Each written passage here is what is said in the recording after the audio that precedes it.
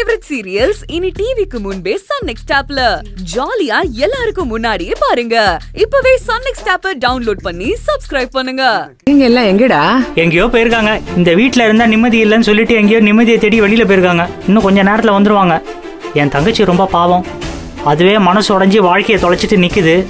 அதை விரட்டுறேன்னு சொல்லி கழுத்தை பிடிச்சி வெளியில தள்ளி.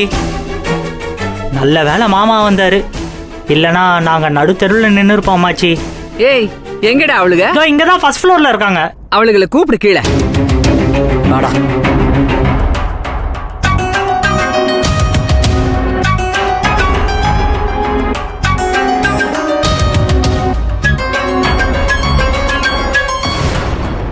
என்னடி நினைச்சுக்கிட்டு இருக்கீங்க மனசுக்குள்ள? 15 நாள்ல வீட்டை விட்டு போறோம்னு நாடகம் போட்டீங்க.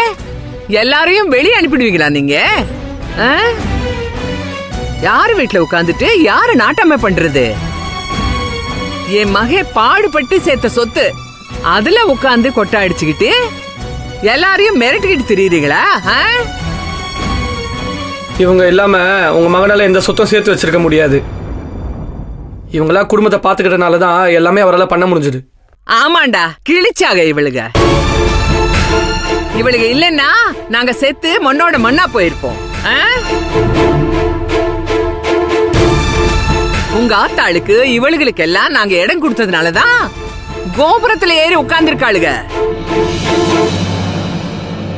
இவங்க அப்பா வீட்டுல இருக்கிற லட்சணம் எங்களுக்கு தெரியாது. பெரிய மைசூர் மகாராஜா குடும்பம்.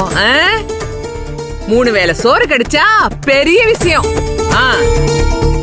இந்த வீட்டுக்கு வந்ததுக்கு அப்புறம் தான் இதுங்க மினுக்கிறதெல்லாம்.